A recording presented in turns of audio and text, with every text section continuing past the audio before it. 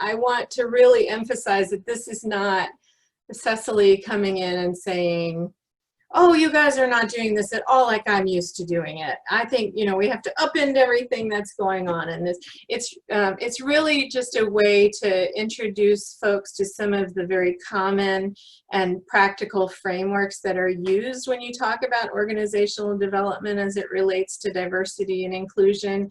And so with the idea that I'm kind of supporting our ability to all get on one page with common language, common foundations, and sort of common approaches to the work. And then some of my initial thoughts about how we might be able to do some of this moving forward. Now remember, you know, we're looking at this work in sort of 6-month chunks. So, and this is years and years worth of work, right? But to make it manageable for all of us, we're really thinking about what to do in the next 6 months. What are the key low-hanging fruit that makes a big difference, and what are the real long-term things we need to do? So some of the important practices and approaches that are recognized in the D&I world, and you know, I forgive me if this is already very well understood, but diversity and inclusion work is a major area of scholarship. It has a history of recognition in that way, and research and literature related to what works and what doesn't. The problem is often with many areas of scholarship is that it's often applied or implemented poorly. And also that with many sort of areas like this, which are sort of psychosocial areas, people put their you know, their business card out there as a diversity and inclusion expert, and they may not have had to stand the rigor of someone in using it in a scholarly way. So I think it's important for all of us to understand the components that go into a good, successful approach to D&I, and it really is an organizational development component. So when you think about any sort of thing like succession management or strategic planning or employee health and wellness, it's one of those sort of organizational development areas of scholarship that people focus on. And one of the things that I would hope that we can get into a discussion with sooner rather than later is sort of defining what we mean as our committee by these terms. What is inclusion? What is diversity? What is equity? What does it mean to us? As a committee, we are sort of the leading sort of theoretical champions of the work, if I can say it so sort of dramatically, and we all have to sort of be thinking through what it means to us, and only in that way are we able to then share the same information with our peers and our colleagues. So we kind of have to collectively come to understand what it all means to us. And so creating sort of this common language, or recognizing where what definitions are important to us, would be an activity I hope we pursue sometime soon. Another thing that I think is already done, it's just sort of a matter of pulling the material together, is looking at our current environment as it relates to diversity and inclusion. And you know, there's all kinds of continuums and approaches and tools to identify sort of where we sit organizationally and culturally, our readiness to do diversity and inclusion work, where we have major champions of the work and where we may struggle a little bit, etc. So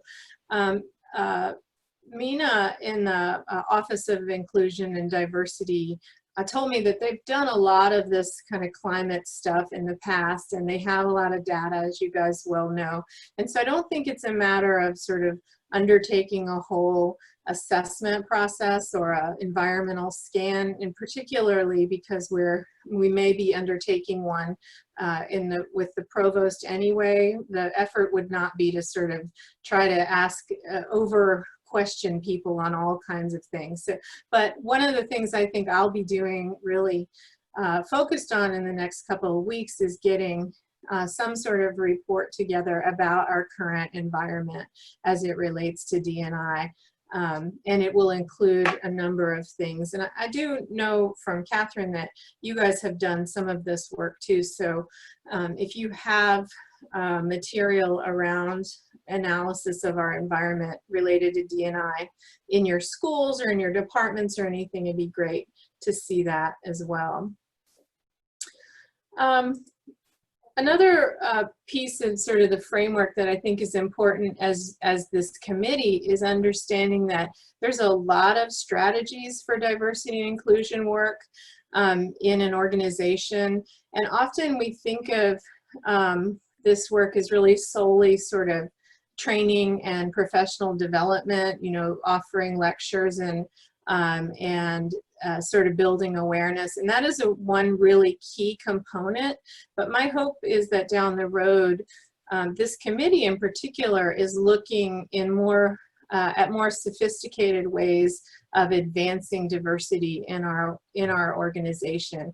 And you guys have already done some of this. I've seen in your plans and reports, you know, folks are talking in the schools about curriculum review and reviewing policies and procedures. And I know that there's work at the university level about approaches to hiring and all of that. So this is really just sort of a way to remind ourselves that we're not reined into one or two kind of interventions, but that we have a whole lot of ways that we can advance the work that sometimes aren't often thought of. And another thing that I think will be a key role for me with the support of you all in particular in the committee is thinking about benchmarks. So not in the first 6 months or so, but thinking about the quantitative ways that we can measure our actions across the college and within the schools, of course. And there are lots of ways to put those into quantitative ways. A lot of it is long-term sort of and more qualitative or difficult to advance, but I know that we will, along with the university who's already got some, like Rob was telling me about the 2020 goal of having 40% of the of students, forgive Rob, help me if this is 40% of students who are either from first generation students or disadvantaged students, something like that. So those are the metrics that we'll have to take from the university and apply to our college, which of course trickle down or trickle up from the schools. So those are just some of the kinds of things that a typical D&I approach would take. I've been playing around with sort of my own model or approach to the work, and from the years that I've been doing this, I see that there are really 4 key components of what I call authentic diversity, equity, and inclusion. And this is supposed to be kind of a roadmap, but it's supposed to be a crooked roadmap in that you have to have these 4 things sort of consistently being applied at once in order for you to see a lot of movement around diversity work. But you also have to have them happen at particular times. So you can't go in, of course, and expect people to be accountable for something that they don't understand is a part of their expectation. You also have to set up information in a way that people recognize there's value to them for doing things that are related to diversity and inclusion.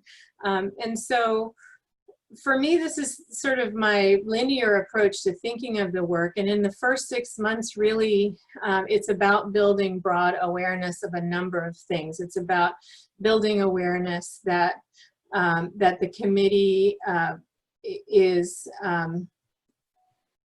charged with helping to advance the work in the college, what the work is, what our end goal is, why it's important for them. It's sort of, we call it the business case, right? Everybody has a reason for why they would want to or need to be involved or invested in diversity work. And so it's really about building awareness of both the value of diversity, but also awareness about what to expect in the college as it relates to diversity and inclusion. And these are things that would be determined really with the help of this committee, because you guys are, you all have your, you know, your thumb on the pulse of the schools, and you understand what language and what cultures the schools bring into the work already.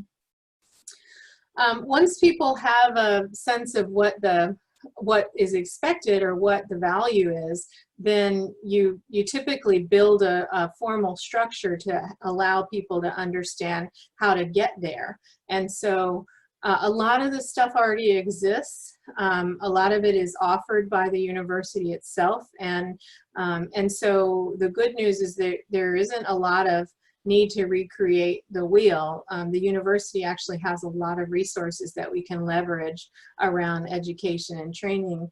Our purpose in the committee and in the college work around DEI is to help people understand where to get that information and then to customize it to the schools so that it's meaningful and relevant to people in departments and in schools.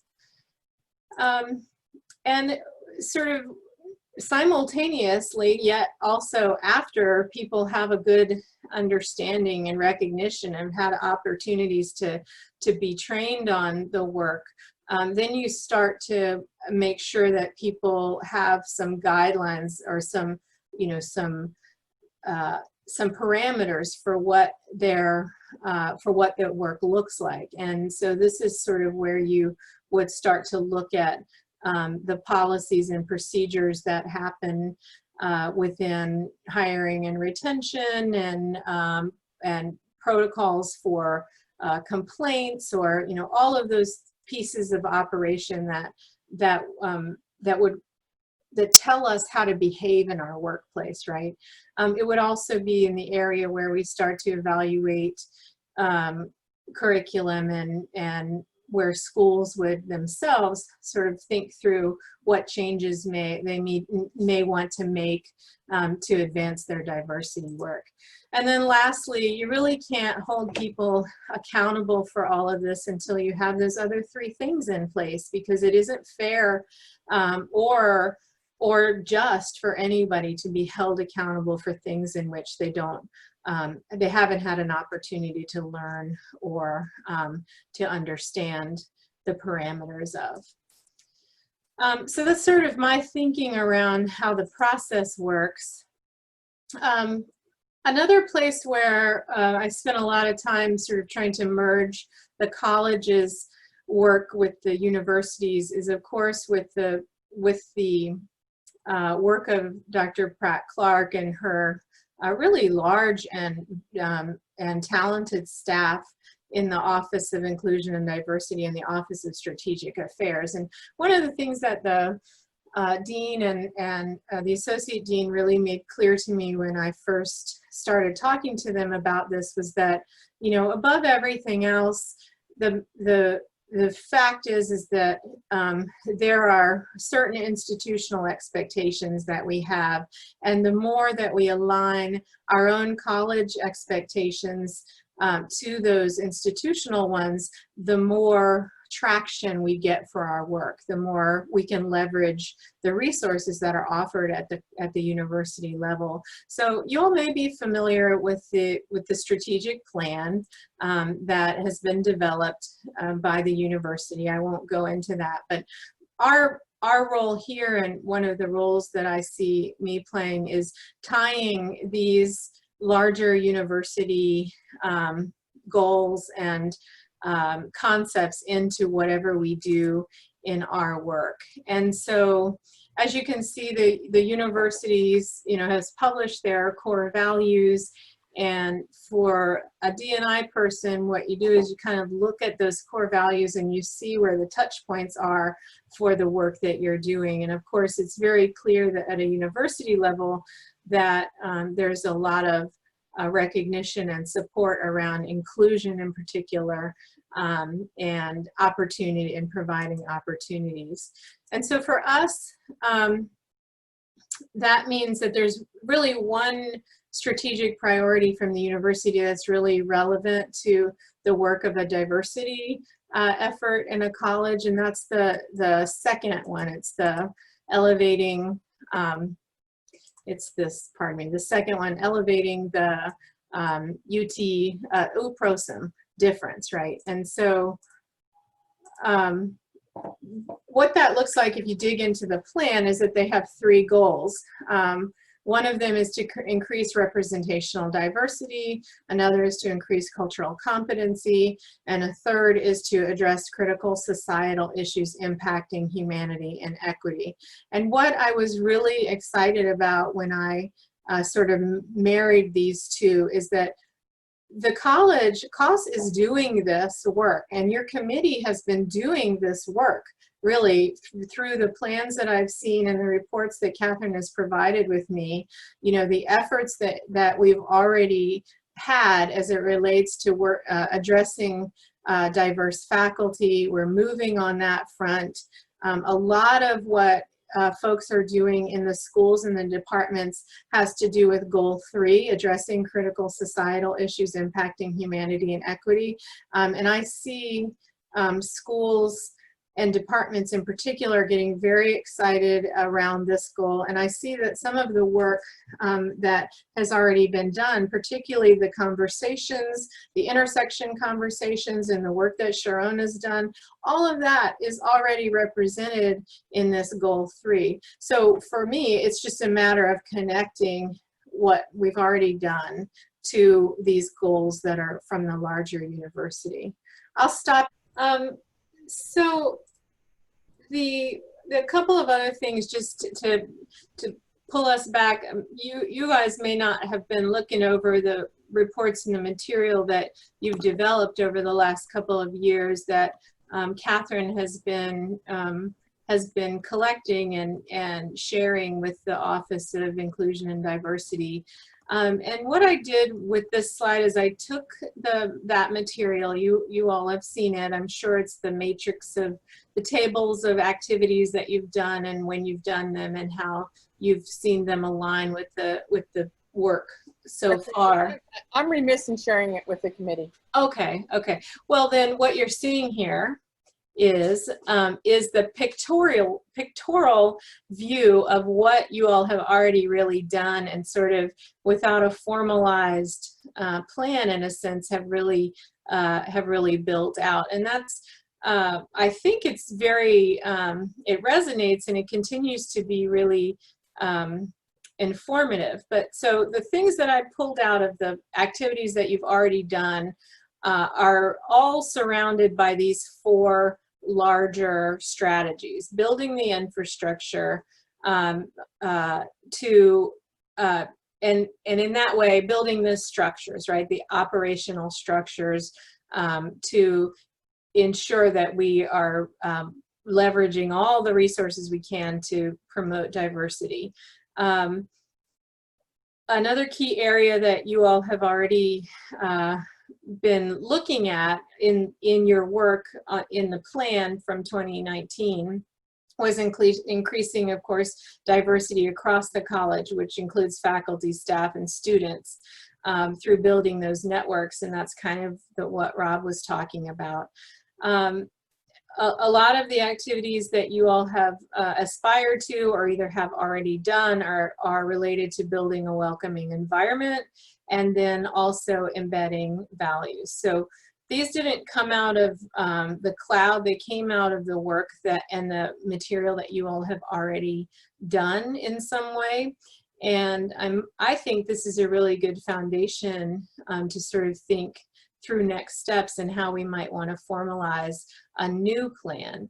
And maybe this is a good time to talk about what we mean by plan. So, you know, in a large organization like this where there are multiple structures, we want to be really clear about what a plan means to us. So the college is developing their own strategic plan, and the strategic plan is for the organization, and diversity and inclusion and equity are components of the organization, among others. And so this is not considered, what we develop over the next 6 months, or hopefully sooner than that, is not a strategic plan for diversity. Rather, it's a implementation plan. So we are gathering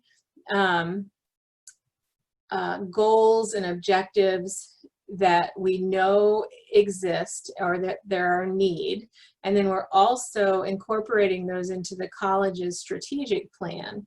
So we're doing it a little bit backwards. I mean, typically what you would do is you'd have the strategic plan would have these items around diversity and inclusion in them, but because the processes weren't started at the same time, we're stepping back a little, and what we develop here is going to be a part of the college's strategic plan. So ultimately, it's really just an implementation plan for us.